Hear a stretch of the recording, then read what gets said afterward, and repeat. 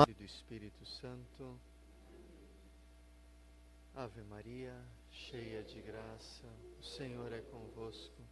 Bendita sois vós entre as mulheres, e bendito é o fruto do vosso ventre, Jesus.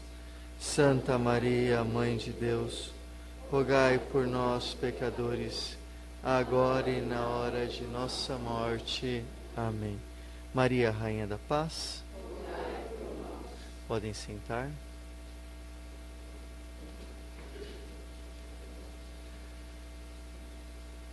Liga os ventiladores porque está muito quente aqui, abafado. Isso. Então hoje o tema do nosso retiro é tornar-se como crianças. Porque Jesus diz no Evangelho que nós devemos nos tornar como crianças. É interessante que muitas vezes, durante esses últimos meses, me questionei sobre essas palavras de Jesus, do Evangelho de Mateus, capítulo 18, versículo 3. Em verdade vos declaro, se não vos transformardes e não vos tornardes como criancinhas, não entrareis no reino dos céus. Se não vos tornardes e não vos transformardes em criancinhas, não entrareis no reino dos céus. Essas são palavras fortes e profundas. Mas diante delas, eu me perguntava, mas por que Jesus fez tal forte declaração? Por que devemos nos transformar e nos tornar como crianças para entrar no reino dos céus? E fica esta interrogação, a qual, nesse retiro, nós iremos meditar. Mas vamos ficar de pé novamente e rezar novamente, pedindo uma nova efusão do Espírito Santo sobre nós, para que o Espírito Santo do Senhor possa nos conduzir neste retiro e possa nos guiar. Pai Santo, te pedimos neste momento, por meio do teu Filho Jesus, com a intercessão de Maria, Rainha da Paz, a paz no nosso coração. Pedimos também o dom do Espírito Santo, para que possamos mergulhar neste tema que iremos meditar hoje, mergulhar nesta palestra, na Tua Palavra, para descobrir a chave que o Senhor deseja nos dar de interpretação para a nossa vida, para assim sair daqui com o coração transformado no coração de uma criança, para poder te amar por aquilo que tu és, te amar com todas as graças, te amar nas dificuldades. Te pedimos, Senhor, a graça também neste dia de voltar à inocência de uma criança, com o coração puro, pensamento puro. Te pedimos de tirar de nós, Senhor, tudo aquilo que nos afasta de Ti, tudo aquilo que nos faz acreditar mais em nós mesmos do que confiar em Ti. E te pedimos a graça também, Senhor, de nos tornarmos dependentes de Ti e de não querer ser independentes e assim mergulharmos no pecado, mergulharmos nos caminhos longe de Ti.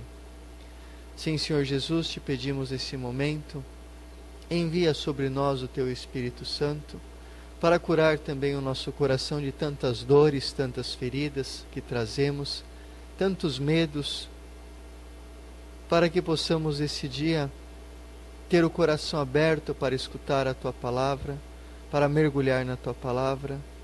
Te pedimos, Mãe Santíssima, coloca neste momento as Tuas mãos sobre nós, reze por nós, como a Senhora rezou pelos apóstolos no cenáculo, e sobre eles veio o Espírito Santo do Pai e do Filho. Te pedimos, Mãe, reze conosco neste momento, para que desça sobre nós o Espírito Santo e nos fortaleça nesta caminhada quaresmal, nesta caminhada nesse deserto da vida, na caminhada rumo ao céu. Vinde, Espírito Santo, enchei os corações dos vossos fiéis e acendei neles o fogo do vosso amor. Enviai o vosso Espírito, e tudo será criado, e renovareis a face da terra. Oremos. Ó Deus, que instruísse os corações dos vossos fiéis com a luz do Espírito Santo, fazei que apreciemos retamente todas as coisas, segundo o mesmo Espírito, e gozemos sempre de suas consolação, por Cristo nosso. Amém. Maria, Rainha da Paz, podem sentar-se. Acredito então que esta palestra nos ajudará e nos introduzirá neste caminho quaresmal, dando-nos um olhar novo para caminharmos na nossa conversão pessoal, na conversão do coração e da mente, buscando assim nos converter, a ponto de nos tornarmos como crianças, para podermos entrar no reino dos céus, para vivermos com Jesus abandonados e confiantes nele.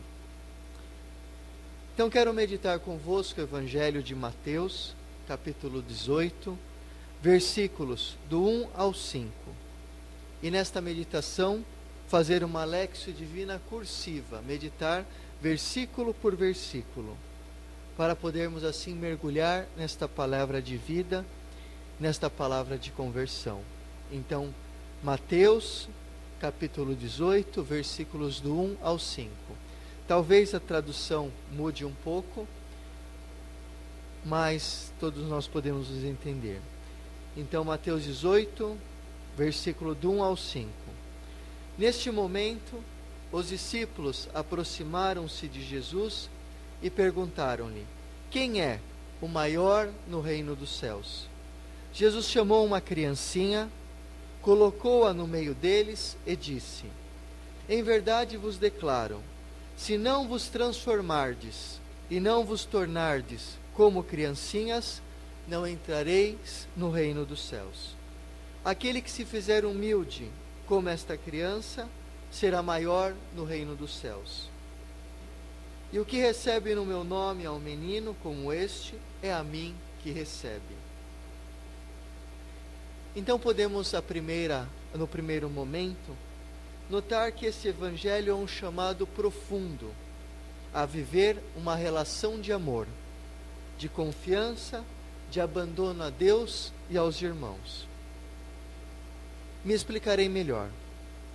Todo evangelho nos apresenta que Deus é Pai e nós somos filhos. Somos filhos do Pai e por isso irmãos entre nós. Irmãos no Filho unigênito, que é Jesus, o qual é a cabeça da igreja, a cabeça do corpo, e nós, como filhos, como os irmãos, fazemos parte deste corpo que é a igreja. A comunidade cristã, a igreja então, nada mais é que a reunião e convocação dos fiéis. E é o meio que permite a realização do projeto do Pai, do seu Filho, sendo este um projeto de salvação e de amor para toda a humanidade. Um projeto que se realiza numa vida fraterna, numa vida comunitária, numa vida de irmandade, para que assim, neste mistério que é a igreja, haja a presença do mistério de Deus. Mistério de Deus este que se torna o sacramento de Deus se fazendo na igreja.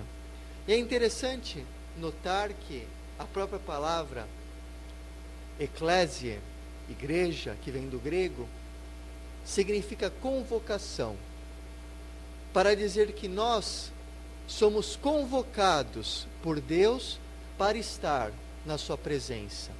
Não é como uma reunião comunitária, como os protestantes e os evangélicos, que eles vão para o culto, para a reunião. A igreja não.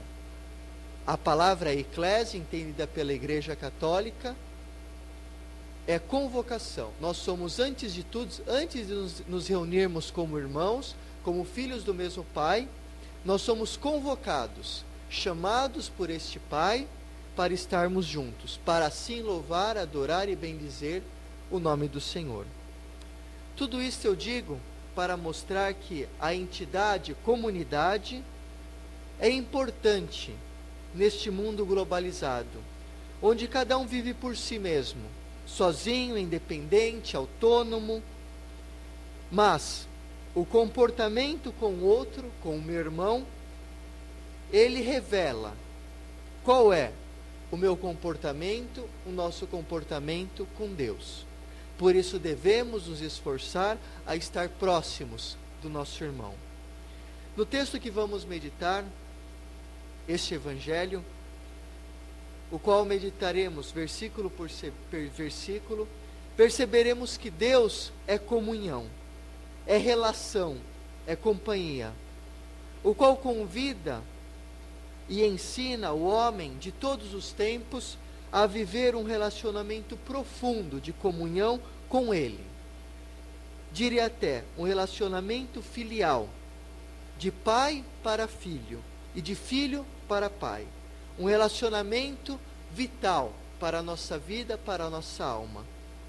Sabemos que somos filhos, filhos do mesmo Pai, filho do Pai por excelência, filhos pecadores, muitos até perdidos, somos frágeis, limitados, chamados a viver com conhecimento desta limitação que carregamos no nosso ser. Contudo, somos chamados a viver como filhos, perdoados e amados, como irmãos uns dos outros, na filiação e na compreensão do limite do outro. Pois na comunidade cristã, o que somos deve se tornar um local de comunhão entre nós profundo. E aqui surge um problema. Como viver o meu limite, o meu pecado, as minhas dificuldades? Querendo viver aquilo que sou, querendo ser maior que o outro, querendo ser o melhor que o outro, como os discípulos? Ou viver o meu limite, a minha dificuldade, como irmão do outro que também é limitado? Se vivo o meu limite como algo que me leva a ser maior que os outros, me sinto maior mesmo sendo limitado, esse limite torna-se para o outro um inferno, um ataque, e não uma comunhão de irmãos. Mas o Evangelho nos ensina que o meu limite, o nosso limite, deve ser um lugar de comunhão, de acolhida, de serviço recíproco. É por isso que Deus criou o homem e a mulher e disse que eram a sua imagem e semelhança. Não porque eram humanos como nós, mas porque entre eles Deus revela a sua relação profunda de amor trinitário. Porque Deus é comunhão, é dependência, Deus é amor. Mas vamos agora aprofundar no Evangelho.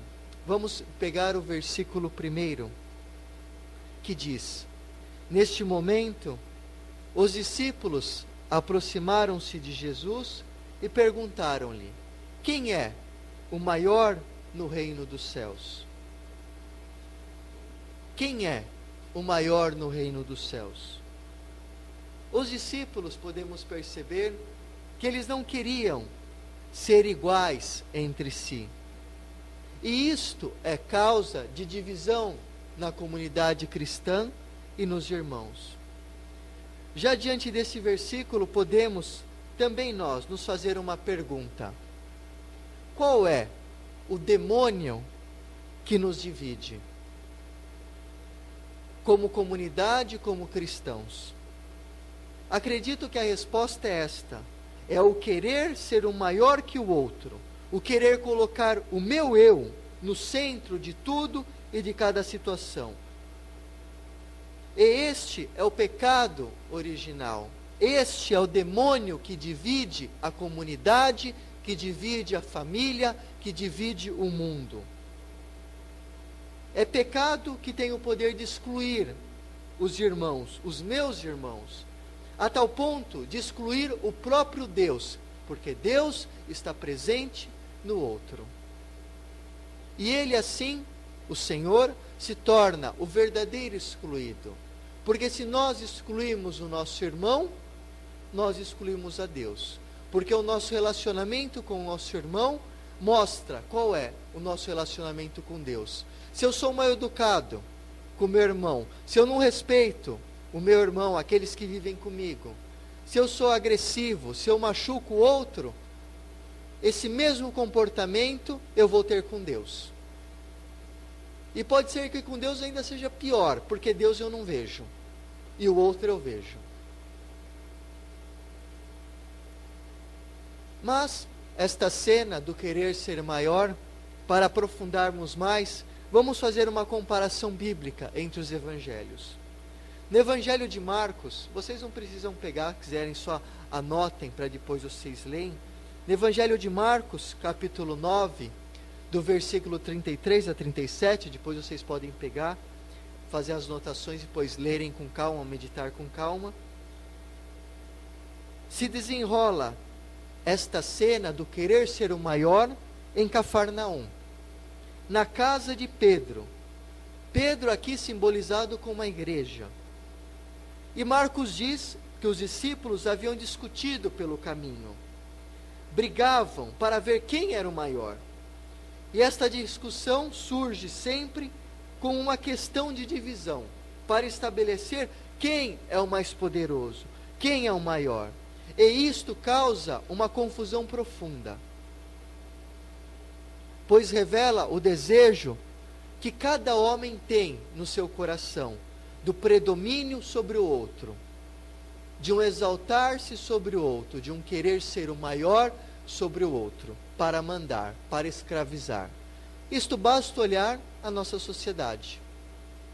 Se nós olhamos o governo, é sempre um querer ser maior que o outro, um passa por cima do outro, mas sempre para mandar, mas não para o bem, para servir os homens, os irmãos, mas para querer ser o maior. Em Lucas, no Evangelho de Lucas, capítulo 9, versículo 46 a 48, não se menciona onde e quando acontece a discussão, como em Marcos. Não se menciona o espaço e o tempo, para mostrar teologicamente que quando há uma discussão, uma briga, o que interessa é quem tem razão. Quero dizer que, na realidade, quase sempre, em uma discussão, não interessa a verdade em si como verdade, mas quem tem a verdade para se tornar o maior. Isto é muito diferente, porque é diferente eu buscar a verdade do que eu discutir para ter a verdade, para que a minha verdade seja a verdade do outro. Mas podemos assim perceber que este buscar ter a verdade em si causa mais divisão. E em nome disso, podemos arrumar motivo para impor até a autoridade que exercemos sobre o outro, o poder sobre o outro. E se fazemos assim, deixamos de ser como crianças. Perdemos o olhar de crianças que conseguem ver a Deus no outro. Devemos ter o cuidado para não nos tornar adultos no linguajar mundano de ser alguém poderoso, grande, por meio de palavras, por meio da oratória, por meio daquilo que fazemos. Mas ao contrário, devemos ser aquilo que somos, nada, para nos tornar como crianças abandonadas na mão do Pai. A verdade é que sempre corremos o risco de fazer as coisas ou impor a nossa opinião, o nosso eu, em nome de fazer até o bem. E o fruto desta soberba de querer ser o juiz do outro, da situação, e nos tornar um galinho de briga. Vocês já viram um galinho de briga? Ele levanta a crista, empina o peito e vai. E a primeira oportunidade que tem, ele vai e bica para matar. E nós podemos ser o mesmo com as nossas palavras e ações. Mas esse galinho de briga, ele pode ferir o outro e também se fere na briga, a ponto de um dos dois nesta briga lutar até morrer, para nascer ali o vencedor. E nós, se não prestamos atenção, nós tornamos esse galinho, que pode bicar, até querer matar o outro, para que eu apareça, eu tenha razão, para que a verdade seja minha. E aí destruímos até uma vida. Mas como nós, também os discípulos não entendiam esta dinâmica de servir. E que contradição! Até o último momento, na Santa Ceia, quando o Filho do Homem estava para ser entregue, para ser morto, os discípulos discutiam entre si quem deveria estar no seu lugar, quem deveria suceder o Mestre, porque queriam ser o maior, queriam aparecer. Os discípulos, quando perguntaram, quem é o maior? Demonstram que se interessavam não no seguimento da palavra do Filho do Homem, de Jesus, mas no status. Eram desejosos de serem protagonistas da situação. Pensavam em si mesmos, possuíam a inspiração de ser alguém, de se tornar alguém diante dos homens. Isso nós vemos no mundo, mas também na igreja. Até eu fui para um retiro em Leme, e foi muito engraçado. Foi eu e o Padre Martinho pregar o retiro de carnaval em Leme. Sempre vai o Padre Eugênio, mas o Padre Eugênio, como ele que foi convidado para ir nesse retiro, mas como ele estava indo para Maranhão com o Padre Dario Bittencourt, fazer o retiro em Maranhão, eles então chamaram eu e o Padre Martinho para ir fazer o retiro. E nós pregamos esse retiro, ficamos lá 4 dias. Nesses dias nós atendemos a confissão, eu e o Padre Martinho, atendemos a confissão, fizemos as pregações, celebramos a missa, e estávamos o dia inteiro à disposição do povo. Mas, eu falo que foi engraçado, por quê? Porque esse querer ser o maior, querer ser alguém, está na igreja, nos homens da igreja. Teve um dia que teve o fechamento do retiro. Foi um padre da canção da TV Século XXI, que está lançando um CD. Um padre que quer ser popstar. Foi lá para fazer a missa de encerramento, porque a missa ia ser filmada pela Século XXI. Eu só digo que aquela missa foi católica, porque estava eu e o Padre Martinho. Porque tudo que aquele padre fez, estava tudo fora da liturgia católica. Ele inventava música, colocava no meio da missa, música que não é permitido pela liturgia católica. Vamos cantar tal música agora, vamos fazer isso. E ficava pulando, dançando, aquele alvoroço, aquela coisa. E depois ele teve a pachorra, a cara de pau. Isso mostra que é um hipócrita e não é um homem de Deus. De dizer para mim e para o Padre Martinho, que estava lá, ele com o microfone na mão, sendo filmado pela televisão, eu agradeço o Padre Mateus, o Padre Martinho, que esteve aqui colaborando com este retiro. Como se fosse ele que estivesse lá os dias confessando, pregando e abençoando o povo. Ficou 2 horas lá. E foi tão mal educado que quando ele chegou, esse padre da canção do século XXI, que quer ser um popstar, foi lá, quando ele chegou, estava eu e o Padre Martinho atendendo confissões, e ele ficava no microfone lá. 1, 2, 3... 1, 2, 3, e no último volume. Tanto que nós, para escutarmos as confissões, a gente tinha que grudar o nosso ouvido na boca do penitente. E no último volume o som. Mas, quando terminou a missa, o povo ele percebe essas coisas. E glória a Deus por isso. Porque quando terminou a missa desse popstar, que eu só digo foi católica porque estava o Padre Martinho, porque dele era uma missa protestantizada, que de católica ele não tinha nada, nem a postura de um padre católico. Posso dizer com todas as palavras, praticamente fez a figura de um palhaço no altar, que foi isso eu escutei da boca de um senhor que foi no outro dia se confessar comigo, falou: padre, eu fiquei revoltado. Isso não sou eu que estou falando, foi o senhor. Porque vocês vieram todos esses dias com a gente. Depois aquele padre, ele que fez, falou, agradeceu vocês como se ele tivesse feito tudo. E ficou pulando que nem, o senhor falou para mim, ele ficou pulando que nem um palhaço no altar. Não tinha a postura de padre.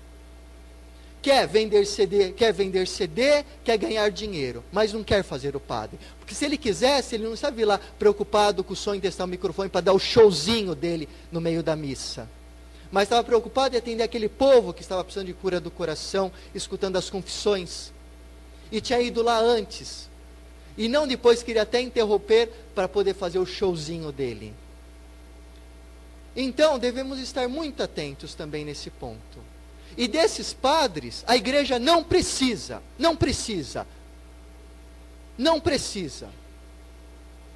de nenhum desses padres cantores, de nenhum. Porque o padre é padre para dar os sacramentos, para celebrar a missa, para santificar o povo, não para ficar dando showzinho no altar. Se quer dar showzinho, deixa a batina e vai virar um cantor católico. Mas não vai usar a batina de padre, a figura de padre, para dar showzinho e ganhar dinheiro. Isso é hipocrisia, não é um homem de Deus. Então, antes de vocês comprarem o segredo de um padre, pensam bem. Pensam bem. Porque a maioria quer só o vosso dinheiro, não faz para evangelizar. Eu tive como professor o Padre Zezinho. E eu digo, é o único que eu conheço que faz por evangelizar. A tal ponto que o Padre Zezinho, todos esses anos de evangelização, através da mídia católica, ele canta, mas ele sempre canta com a postura de um sacerdote. As missas, ele não faz show no meio da missa. E uma vez eu perguntaram para ele, Padre Zezinho, por que o senhor canta e o senhor não fica na frente dos cantores, dos que tocam? Ele fala, porque eu não sou maior que eles. Eu fico na mesma direção. E ninguém vê o Padre Zezinho pulando como um palhaço no altar, se aparecendo. Ninguém. Então estejam bem atentos. Porque o catolicismo não é protestantismo. A missa, ela é uma missa, não é um show. Agora voltando. Agora que eu desabafei. Você está vendo como as palestras também servem como... agora eu vou brincar. A sessão de descarrego. Então os discípulos, quando perguntam quem é o maior, demonstram que se interessavam não no segmento da palavra, mas no status. Eram desejosos de serem protagonistas, pensavam em si mesmos, possuíam a inspiração de ser alguém, de se tornar alguém diante dos homens. No texto de Gênesis, capítulo 3, Adão come o fruto da árvore para querer ser como Deus. E este é o pecado do homem. Até hoje, o homem deve se tornar filho de Deus, e não de ser Deus Pai, não de ser igual a Deus. Às vezes o homem deixa de ser adulto, nós deixamos de ser adultos, e podemos nos tornar infantis, querendo ser o maior, ser maior que o outro.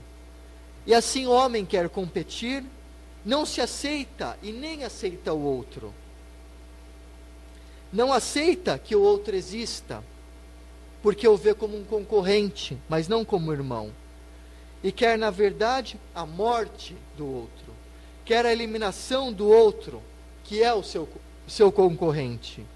O homem sem Deus, o homem que não vive o sentido da filiação divina em sua vida, se torna cheio de si mesmo, de um infantilismo medíocre, que tira a consciência de seu limite, como meio e fonte de aceitação, também do limite do outro, e da ajuda do outro como um companheiro limitado, como eu, da minha caminhada. Em Marcos 10, no capítulo 10, Tiago e João pedem para estar à direita, um à direita e outro à esquerda do Mestre. E aqui também surge a luta para ver quem é o maior. E esse desejo de ser o maior está também no nosso coração. E por isso, ao nosso redor, há tanta divisão, há tanta confusão, tantos problemas, tanta desobediência, tanta afirmação do meu ego, de si mesmo.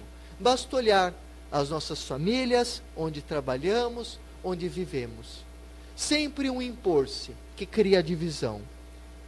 Mas o homem criado à imagem de Deus deseja ser grande como Deus. E aqui não há pecado. O homem é criado para as coisas grandes. Possui sonhos, desejos, esperanças. E quando o homem perde esses sonhos, ele se perde. Porque perdeu a raiz do mais da sua vida. Perdeu a raiz da vida. Santo Inácio de Loyola, o grande general de Cristo, vai dizer que o homem busca o magis.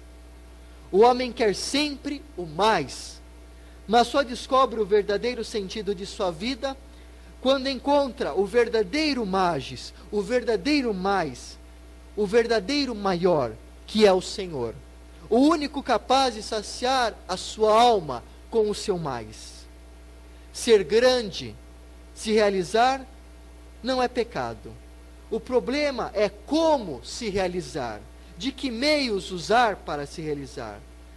Pois o maior é aquele que se torna como uma criança, a qual é a última de todos, para dizer que devemos ser servos para ser o primeiro, e não querer ser o primeiro para se aparecer, como aquele padre do século 21. Jesus é o primogênito dos irmãos, porque é o servo, o último. É o servo porque é simples, é humilde. E ser servo, ser simples, ser humilde, não significa perder a dignidade, a minha dignidade, mas realizá-la, colocando-a como um serviço para os irmãos. Pois, se um quiser ser o primeiro, deve ser o último, diz Marcos, capítulo 35. Jesus, em Marcos 9, capítulo 9, versículo 35. Mas, enquanto os discípulos queriam saber quem era o maior, no versículo 2 diz: Jesus chamou uma criancinha, colocou-a no meio deles e disse. Jesus chamou uma criancinha e colocou no meio deles, quando eles queriam ser o maior. Todo o discurso de Jesus se faz com a imagem de colocar a criança no centro, no meio deles. De um modo todo especial, podemos ter em mente a figura do menino Jesus. Nós que estamos aqui no mosteiro, menino Jesus. Menino que, como toda criança, nos traz ternura, carinho, amor, simplicidade, inocência. E outras vezes, esta figura da criança traz para nós também saudades da nossa infância. Quem não lembra aqui, acho que todo mundo já fez isso, deitar no chão e ficar olhando as nuvens, imaginar as figuras das nuvens. O tempo que brincava, olhando para trás, se vivemos bem, sempre traz até uma saudade boa. Mas é interessante olhar que em grego, a palavra criança, pais, significa escravo, servo. Para um hebreu, isto é muito interessante para entendermos o Evangelho. Isso daqui é estudo bíblico. Para um hebreu, a criança é apenas um apêndice da mulher. Ou seja, ela é como a mulher, é algo que a mulher carrega. Ela é sendo que a mulher é propriedade do homem, do marido, faltando apenas, como os cavalos, ser marcada a fogo. Assim, para dizer que a criança, por ela ser uma propriedade da mulher, um apêndice da mulher, ela também se torna, a criança, uma propriedade do homem. Mas teologicamente, o que eu quero dizer com isto? É que ninguém é propriedade de si mesmo. E esta é a condição de cada homem. A criança é de alguém. Uma criança é, enquanto é filha de alguém, do seu pai e da sua mãe. Se não é filha de ninguém, esta criança não é ninguém, porque ela não possui uma relação com o outro. Ela não é. De um modo intrínseco, a criança está ligada a quem a gerou, e esta relação que possui com alguém é que faz ser o que ela é, criança. A criança em si representa uma situação de pobreza, que a leva a receber tudo. O interessante é que Jesus quer nos ensinar que esta fraqueza, esta pobreza, que é nesta pobreza e nesta fraqueza que está a nossa força, pois Ele nos chama a ser fracos, pobres, como uma criança, dependentes. Pois o nosso limite, para que o nosso limite se torne o ponto vital de acolhida, de necessidade do outro e de Deus, para vivermos como irmãos na compreensão. A teologia trinitária, não sei se vocês estão conseguindo acompanhar. Estão? Tá. Porque às vezes o padre Mateus fala demais e rápido. Eu estou tentando falar devagar, viu? É que eu me empolgo.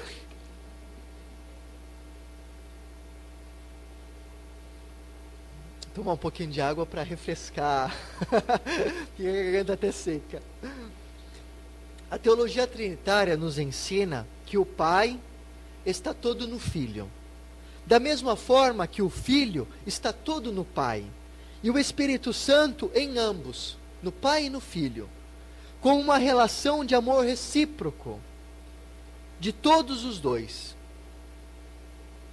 Assim é a criança, que depende a tal ponto de ser incondicionalmente livre para receber. E este é o reino da verdadeira liberdade. O receber, o acolher, o ser, comunhão e dependência. Mas quando nós falamos em dependência, em ser dependente, quanta limitação vem na nossa cabeça. Uma vez até eu fazia um retiro, eu falava só sobre essa dependência, e uma moça, que ela era cheia de si mesma, orgulhosa, toda poderosa aos olhos deste mundo, dizia: Padre, este não é o Cristo que eu sigo. Eu falei: então você não segue o verdadeiro Filho de Deus, porque o Filho do homem nos ensina a ser dependentes, porque Deus é comunhão. Já dissemos que a criança no mundo bíblico é um nada, representa que também não possui nada, nem direitos, pois um nada é, e sendo assim, ela se torna o que os outros fazem dela. Resumindo, o seu ser não existe para si mesma, é de alguém, é pura necessidade de dependência do outro, pois sem os outros ela não vive, e ela não pode viver sem a ajuda do pai e da mãe. Imaginem nesse contexto teológico a dimensão do que Jesus espera de nós. Sermos nada, sermos para o outro, sermos dependentes do outro, sermos totalmente despojados de nós mesmos, vazios, para acolher aquilo que o outro nos oferecerá. Pois sem isto a nossa vida e a nossa existência, ela perde o sentido, e não descobrimos o verdadeiro valor do amor de Deus, que é a comunhão. Basta pensar em uma criança recém-nascida. Quem aqui é mão levanta, quem aqui é mão levanta a mão. Aí é difícil. Quem aqui é mãe, levanta a mão. Então, as mães, elas sabem melhor do que eu isso que eu estou falando. A criança, basta pensar em uma criança recém-nascida, nos braços da mãe. É totalmente dependente da mãe. Ela pode chorar, fazer xixi na fralda, mas se a mãe não cuida dela e se a deixa largada, jogada, aquela criança morre. Não é capaz de viver por si mesma e sozinha. Ela depende.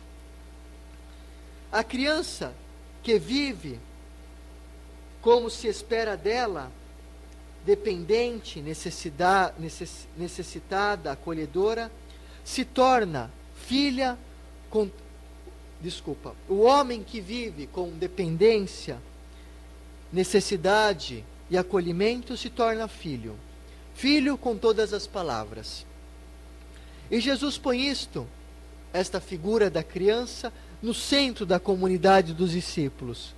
Não coloca, é interessante notar isso, Jesus não coloca no centro o maior deles, que queria ser poderosos e grandes, mas coloca a criança como modelo do maior, mostrando que o maior é aquele que tem a necessidade de ser de alguém, de ser do outro, de ser dependente, de ser aquele que recebe e possui a necessidade de ser amado e de receber este amor. Assim, na pedagogia de Jesus, que põe no centro aquele que representa o limite extremo do homem, a criança, pois quem mais limitada, mais necessitada de amor e carinho, afeto, ternura e cuidados que a criança? E nós, ao contrário, nos sentimos cheios de nós mesmos, autossuficientes, autônomos. Mas Jesus nos chama a nos converter, a sermos como crianças. Jesus apresenta, assim, o maior como o mais frágil e simples. E vos confesso, irmãos, que esta é a loucura de Deus. Pois no mundo, onde um quer ser o maior, o mais importante que o outro, Jesus quase quer dizer: para mim, isto não interessa. Não interessa os teus títulos de doutor, de mestre, engenheiro, médico, padre, freira, seminarista, torneiro, operário, cozinheiro, não interessa nada. Jesus quer dizer apenas uma coisa: para mim interessa apenas a tua dependência em mim e no teu irmão, no outro, que ao contrário de ser autônomo, de não precisar de ninguém e de fazer aquilo que acha que é mais importante. Na Sagrada Escritura, a independência é o pecado do homem. E quando o homem diz: eu mando na minha vida, ele arrumou o seu fracasso. Porque ele tira a sua vida da mão de Deus. E Deus o deixa livre. Deus o deixa livre.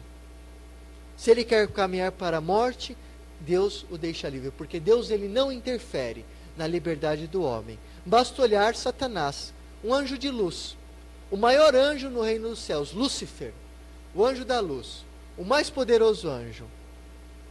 Quando ele quis trilhar o seu caminho, negar a Deus, se prostrar diante do Filho de Deus, Jesus, ele caiu. E Deus o deixou. Deus o deixou. Deus respeita a liberdade. E diante, dizia aos padres da igreja, que diante da nossa liberdade, Deus, ele é impotente. Deus é impotente diante da liberdade do homem, porque Deus criou o homem por amor. E o amor, no amor existe a liberdade, que é a escolha do homem. Esta imagem da criança no meio é a imagem do que deve ser cada um de nós, no centro da nossa família, da nossa comunidade, do nosso trabalho, o mais pequeno. Mas diante de tudo isto, eu fico imaginando a reação dos discípulos, pois eles se sentiam importantes, estavam do lado de Jesus. Sabiam que a criança, como a mulher, não valia nada, e que cabia a eles aprender para estar à frente e depois ensinar a toda a comunidade cristã. Mas Jesus coloca-os em conflito. Diz que devem aprender primeiro a se tornarem como crianças, para, se tornando como crianças, poder segui-lo no caminho rumo a Jerusalém, para assim serem crianças, serem o maior. Os discípulos até este ponto não entenderam nada. E Jesus ensina com o exemplo da criança como se tornarem verdadeiros discípulos, para verdadeiramente estar com Ele, para terem a salvação, a abertura do coração para a simplicidade e para o abandono, para se tornarem humildes, simples, despojados. E como os discípulos estavam, nós também, muitas vezes estamos muito longe de nos tornar e de sermos como crianças. O reino de Deus é de quem se torna como uma criança, afirma Jesus. É daquele que se reconhece filho, pois só quem se sente filho possui a necessidade de ter um pai. E esta é a nossa relação fundamental de ser filhos. E se um aceita ser filho, aceita confiar-se, abandonar-se com os seus limites na mão do seu pai. E tem assim preenchido no seu coração a necessidade de ter acolhida absoluta, a necessidade de ter Deus como pai. Um hebreu, quando tinha 13 anos, ele já se tornava um adulto, pois esta idade é a idade na qual a criança hebreia passa a ser independente de seu pai, de sua mãe, para ser dependente apenas de Deus e da palavra. Olha que interessante a metodologia do ensino hebreu. Com 13 anos, a criança ela se tornava independente, maior. Porque ela se tornando independente maior da sua família, dos seus pais, ela se tornava totalmente dependente de Deus. E que ensinamento para nossas famílias? Porque hoje o pai e a mãe quer criar o filho para estar a vida inteira com ele. A vida inteira. Não quer deixar o filho seguir seu caminho. Como se o pai e a mãe fosse Deus.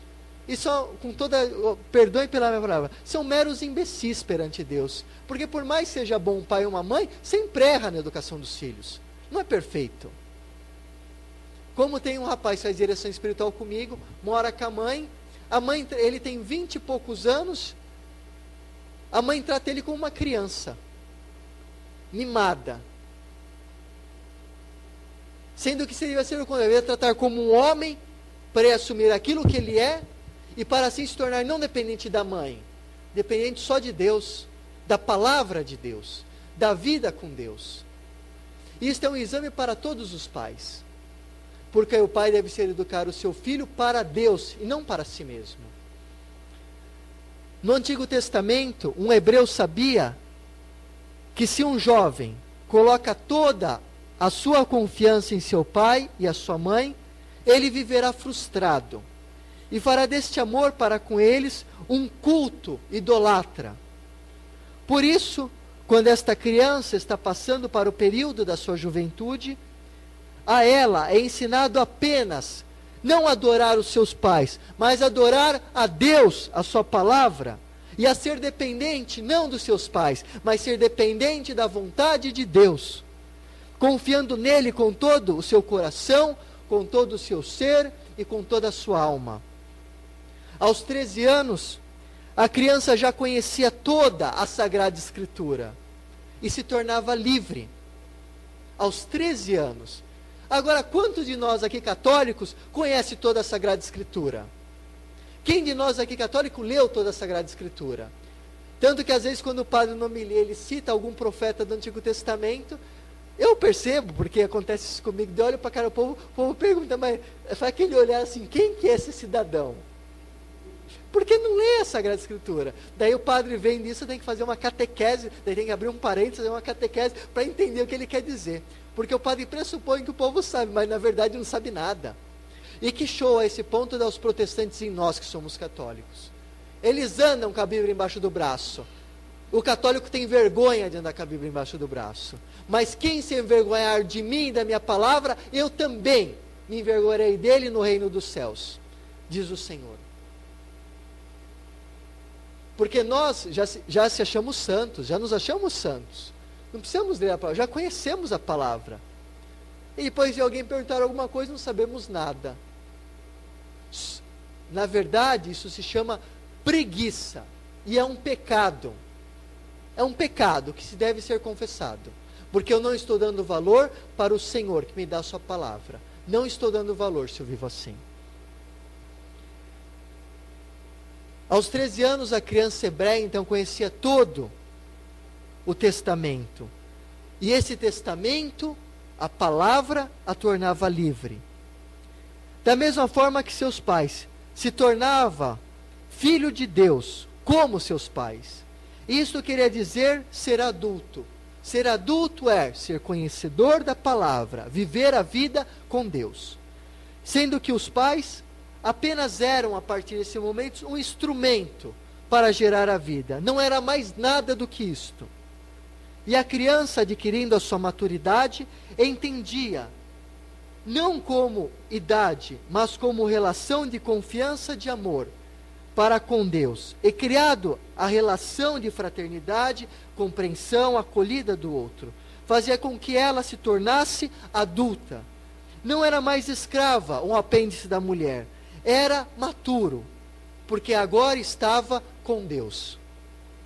Em Marcos, no capítulo 9, versículo 36 a 37, diz: Depois, Jesus tomou uma criança em seus braços, colocou-a no meio deles e disse: Aquele que receber uma destas criancinhas em meu nome, é a mim que recebe. E aquele que me recebe, não é a mim que recebe, mas sim aquele que me enviou. Jesus, com o texto de Marcos, nos ensina que a nossa essência é ser como criança. E a este ponto, nos perguntemos: o que possuo que não recebi? O que eu tenho que eu não tenha recebido? Pois tudo que tenho, eu recebi de alguém. Recebi a cor dos olhos dos meus pais, o corpo dos meus pais, a sua forma, a alma de Deus, a vida de Deus, o que tenho no coração, na mente, etc. Tudo recebi, não é nada meu. Tudo recebi.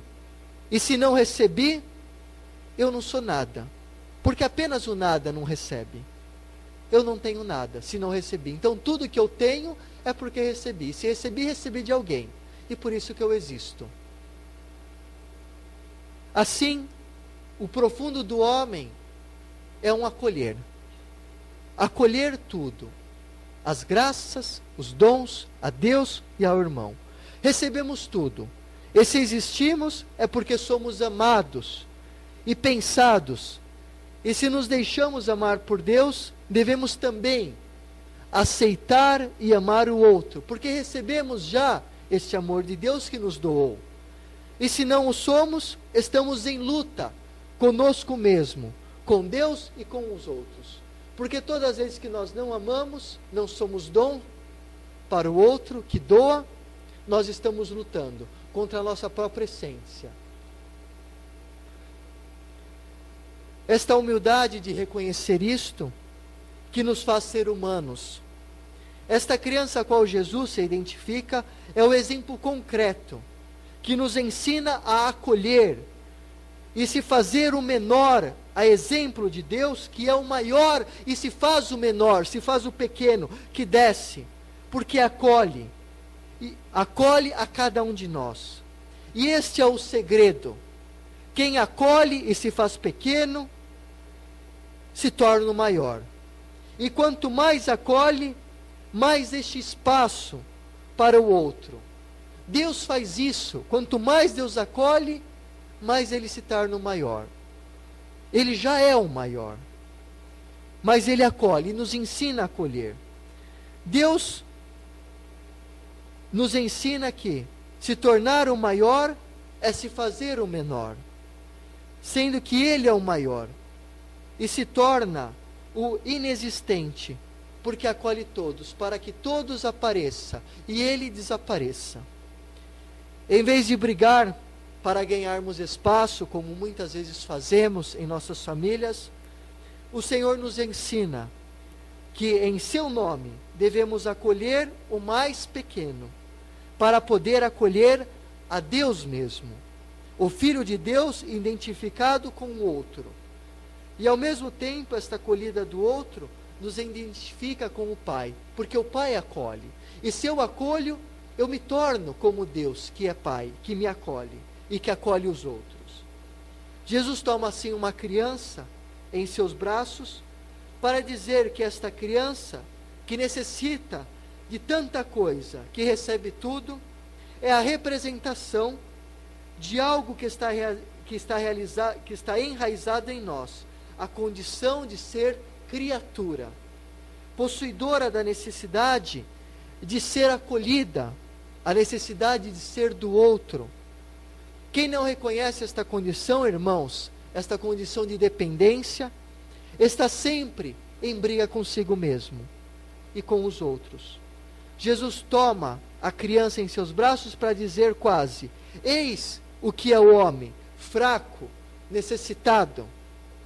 Assim Jesus quer que não sejamos frustrados, mas que reconheçamos a nossa necessidade de sermos também acolhidos pelo outro e pelo Pai. Não sermos onipotentes que não precisa de nada e de ninguém. Jesus fez questão de colocar a criança no meio deles, e aqui podemos perceber uma coisa, que Jesus coloca a criança no centro, com um modelo do homem novo, que deve se tornar como ele, simples, pequeno, menor, como a criança. Na verdade, quem acolhe a fraqueza do outro, acolhe a si mesmo. Se a fragilidade do outro te dá raiva, te perturba, te machuca, é porque você ainda é um homem, uma mulher, não é um homem, uma mulher pacífico em si mesma. Porque você ainda não se aceita, porque você ainda vê no outro os mesmos defeitos que você tem em si mesmo, pois só vemos no outro aquilo que temos no nosso coração. Mas Jesus se identificou com a nossa fraqueza, e nos veio de encontro, aceitando-nos, amando-nos e compreendendo-nos, e dando para nós a sua vida, não nos julgando, não apontando o dedo, mas acolhendo, nos aceitando. Então, se tornar como Deus não é caminhar como Adão, que quis ser igual a Deus, mas é acolher a nossa condição frágil, acolher a condição frágil do nosso irmão e viver em unidade com os nossos limites e com os limites do outro. Assim, irmãos, essas passagens nos ensinam também que tudo na nossa vida é um dom de Deus, o qual não devo pagar, pois não sou escravo. Imaginem se tivéssemos que pagar todo o amor que recebemos e os dons em nossa vida. Nós não teríamos dinheiro para pagar tantas graças, tantos dons. Não iríamos mais viver. Seríamos escravos eternamente. E por isso devemos ser como crianças, receber tudo com as mãos abertas, agradecidas por tudo aquilo que recebemos. Como um estado, recebendo com o estado natural da nossa condição, da nossa humanidade que precisa. E se aprendo a viver este dom da graça, também aprendo a doar e amar todas essas graças, esses dons que recebo. E minhas mãos não se fecham, se tornam mãos abertas para o meu irmão. É belo saber que Jesus nos convida a nos tornarmos como crianças, partindo de um estado que já estamos comprometidos com o pecado, com os vícios, com as más inclinações. Jesus acredita que mesmo sendo pecadores, nós podemos mudar a relação que temos conosco mesmos para nos aceitar como irmãos, como também para ajudar o outro a mudar. Assim, com a graça de Deus, com o amor de Deus, o nosso coração, vivendo a acolhida do outro, ele se dilata e vive tudo na liberdade, de forma gratuita, no amor. Muitas pessoas dizem que quando eu sofro, me lembro logo de Deus.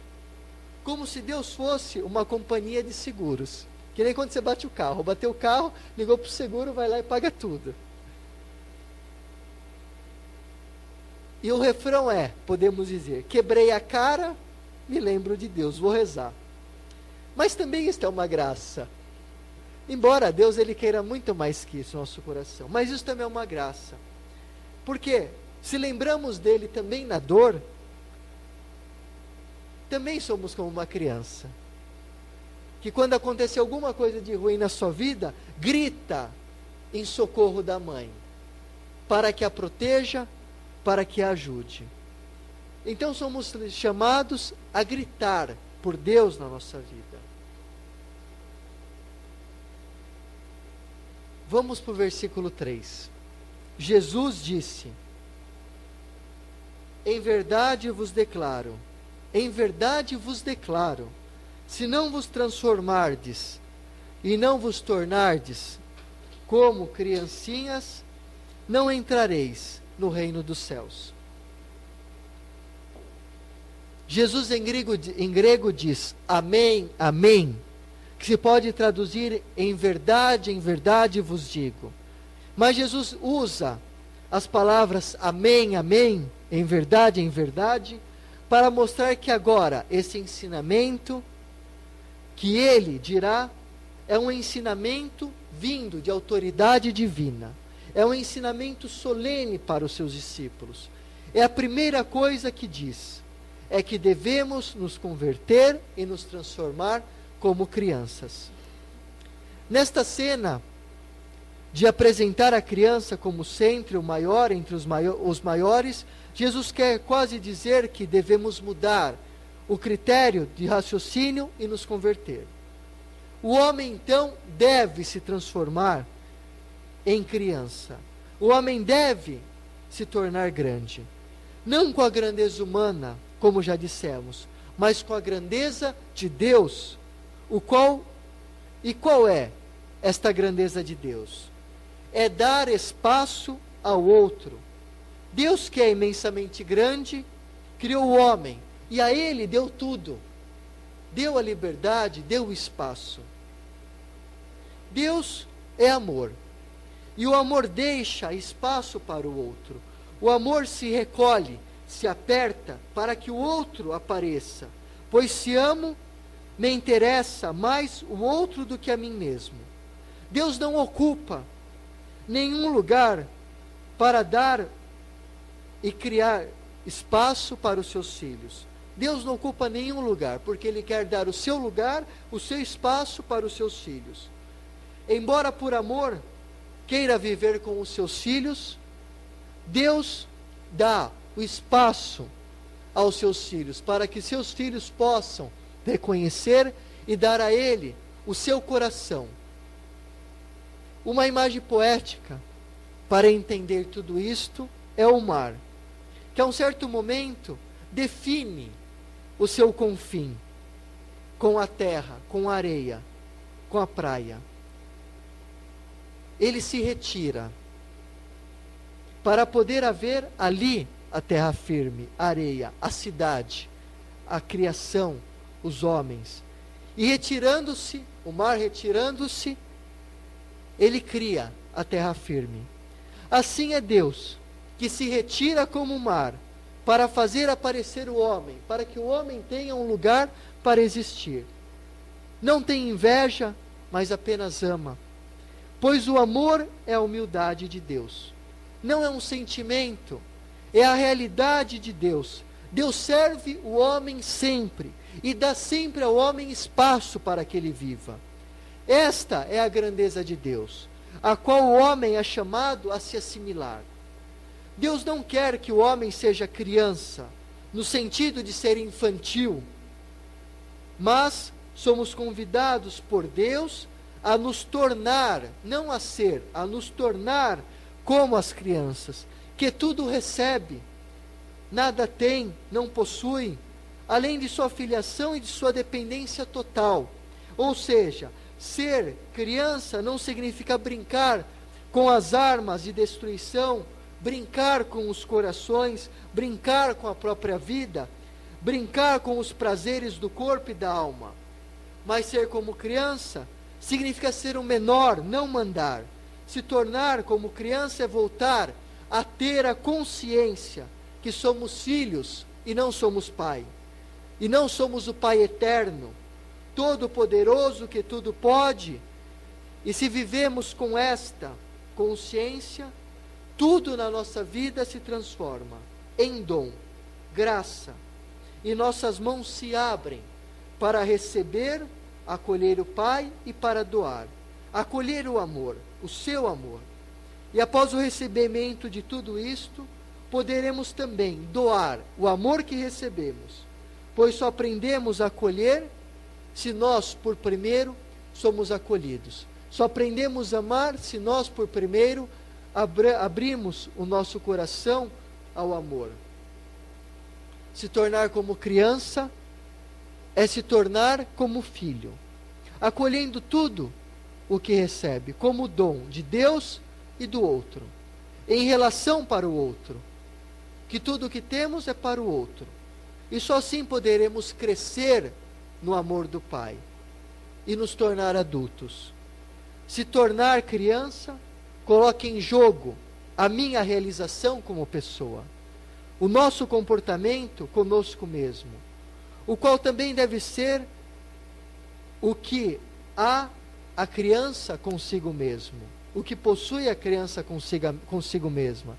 Devemos escutar também a criança que há dentro de nós, que quer ser acolhida e que também acolhe, que tem sonhos e que também tem esperanças. Se deixássemos um pouco de lado o nosso raciocínio endurecido pelos sofrimentos, pelos traumas desta vida, poderíamos nos colocar na presença de Deus e rezar com mais facilidade os caminhos que Deus nos conduz. Poderíamos ver e perceber a que Deus está nos preparando, desde a nossa infância, por meio das inspirações e dos sonhos, dos desejos e até das brincadeiras.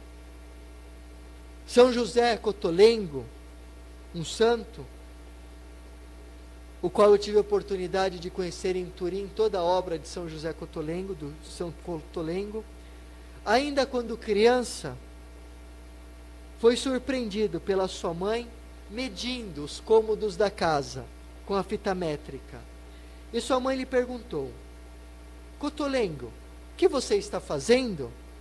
Ele respondeu: mãe, estou medindo toda a casa para ver quantos leitos de doentes cabem aqui. E o resultado deste sonho de criança, desta brincadeira, foi que mais tarde Deus se serviu dele para fundar a congregação do Cotolengo, a pequena casa da providência, que cuida de doentes, de monstros, pessoas que nascem com problema, 3 braços, 2 cabeças, 3 pernas, e a sociedade não quer. Vão para a casa do Cotolengo, e lá são cuidadas pelas freiras que moram, que nasceram por este santo. São Paulo da Cruz, quando era pequeno, reuniu seus colegas de escola e pregava para os seus colegas a paixão de nosso Senhor Jesus Cristo. Mas mais tarde, Paulo da Cruz tornou-se o pregador e o fundador de uma congregação de pregadores. Isso no mundo religioso. Agora vamos no mundo civil. O garoto Marconi Guilherme. Alguém sabe quem é Marconi Guilherme? Alguém estudou eletrônica aqui? Não? Marconi Guilherme ficava dias inteiros desmontando e montando aparelhos. Mas mais tarde ele se tornou o inventor do rádio. Dom Bosco, o grande fundador da família salesiana, o qual eu amo muito esse santo. Eu entrei no mosteiro no dia de Dom Bosco. Por isso que eu gosto tanto de Dom Bosco. Quando criança, sonhou com a Virgem Maria. Sonhou com as crianças e os jovens que se transformavam em lobos e depois em cordeiros. E dedicou-se mais tarde toda a sua vida a eles, a ponto que se tornou o patrono da juventude. O que eu quero dizer com esses exemplos? Quero dizer que, com certeza, estas inspirações, esses sonhos de criança, nada mais foram do que a potência de Deus, que os levaram para fazer algo, para descobrir algo no seu próprio interior, descobrir o caminho que Deus os chamava, e ali poder trilhar aquele caminho, abandonando-se o seu coração como criança, seguindo as suas inspirações. Mas é uma pena que muitas vezes nós não entendemos nada. Quando eu era pequeno, minha mãe me dizia: quando você era criança, entendia tudo que eu falava. Agora ficou grande e não entende mais nada. E é verdade. Porque chega um certo momento que o jovem, ele sabe mais que todo mundo. Mas depois vamos ganhando idade. Hoje eu já vou fazer 33 anos. Sou jovem ainda. Mas eu percebo que o quanto os meus pais tinham razão. E olhando minha vida atrás, eu percebo o quanto eu, que achava-me na razão, era um ignorante, um burro. E graças a Deus que eles falavam alguma coisa. Mas voltemos ao discurso de ser e se tornar como criança. Não, acho que eu vou parar por aqui, porque já estamos uma hora falando, vocês já estão cansados. A gente termina na segunda parte. Então vamos agora, sugiro que agora a oração de vocês se baseie. Vocês podem ficar na capela, em oração, ou dar uma volta aqui na casa, meditar, mas meditem. Em tudo isso que vocês escutaram até agora, como está a vossa dependência nas mãos de Deus? O vosso comportamento em relação a Deus, se é um comportamento de uma criança que confia, ou se é autônomo em si mesmo. E também meditem nos sonhos que Deus colocou nos vossos corações desde criança, porque neles existem também verdades que podem dar até uma orientação para a vossa vida, para a nossa vida. Então vamos agora nos colocar na presença de Deus. Peço que cultivem o silêncio no coração. Se forem falar agora, só falem com Deus, com mais ninguém. Porque só Deus tem a palavra de vida, e só Deus pode dar a interpretação de tudo aquilo que você escutou até agora. E vocês podem se perguntar: mas Senhor, o que o Senhor quer dizer para mim com tudo isto? E Deus responderá. Pedimos isso então com Maria. Ave Maria, cheia de graça, o Senhor é convosco. Bendita sois vós, bendito é o fruto do vosso ventre, Jesus. Santa Maria,